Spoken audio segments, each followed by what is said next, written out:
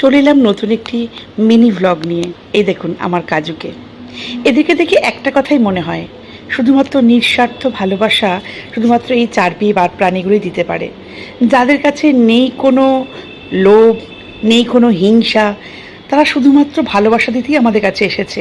আর তার পরিবর্তে তারা বিশেষ কিছু চায় না, কিন্তু আপনার একটু সাহচর্য, একটু সময় আর অফুরন্ত ভালোবাসা, এটুকু হলেই তাদের সম্পূর্ণ চাহিদা মিটে যায়। আর মানুষকে আপনি যতই দিন না কেন, মানুষের চাহিদা কোনোদিনও মিটবে না। মানুষ সারা জীবন, আপনি যদি তাকে নিজের জীবন ত্যাগ করেও সব কিছু দিয়ে দেন, তাতেও মানুষ বলবে, দেখবেন সময় এলে আপনাকে দেখিয়ে দেবে তার আসল রূপটা। কিন্তু এরা এরা আপনাকে দেখে না যে আপনার কাছে টাকা আছে না টাকা নেই, আপনি বড় লোক না গরিব লোক।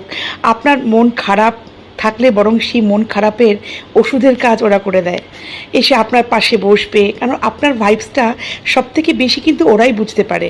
যখন আমি মন খারাপে থাকি, আপনি বললে বিশ্বাস করবেন না, আমার বরফি কি করে বুঝতে পারে যে আমি কাঁদছি বা আমার চোখ দিয়ে জল পড়ছে।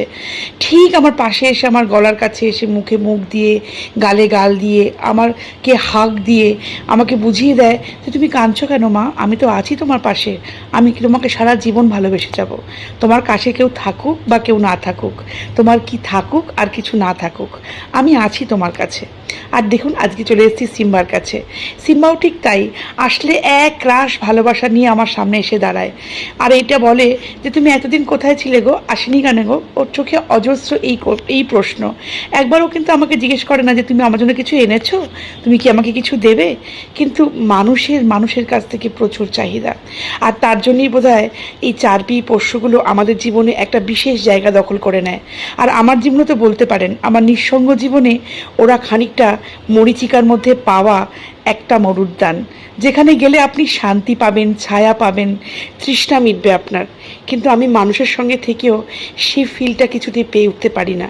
তাই আমার কাছে, আমার জীবনে ওদের জায়গা সব সময়ের জন্য একটা খুব সুরক্ষিত জায়গায় রয়েছে। আমি যেদিনকে শেষ নিঃশ্বাস ত্যাগ করব, আমার শেষ 7টা মিনিট মাথার মধ্যে ওরাই থাকবে, এবং ওদের সঙ্গে কাটানোর সমস্ত মুহূর্তগুলো তখন আমি হয়তো রিকল করতে পারবো। কাজেই বলে যে মানুষের পোষ্য থাকাটা কতটা দরকারি। তার নিঃসঙ্গ সময় তাকে কেউ সঙ্গ দিক বা না দিক, তার এই পোষ্যরা তাকে তার সেই সঙ্গ দিয়ে সেই সময়টাকে কি করে যে পার করে দেবে, আপনি নিজেও টের করতে পারবেন না। আমি তো পারি না। আমার জীবনে এমন অনেক সময় গেছে যখন আমি পাগলের মতো করে খালি নিজের মধ্যে নিজেকে খুঁজে বেরিয়েছি, নিজের লোককে খুঁজে বেরিয়েছি, কিন্তু কাউকে পাইনি। বিশ্বাস করুন, পেয়েছি শুধুমাত্র আমার এই বাচ্চাগুলোকে, যারা আমার কাছে আমার পোষ্য হয়ে সারা জীবন থেকে যাবে। ভালো থাকবেন।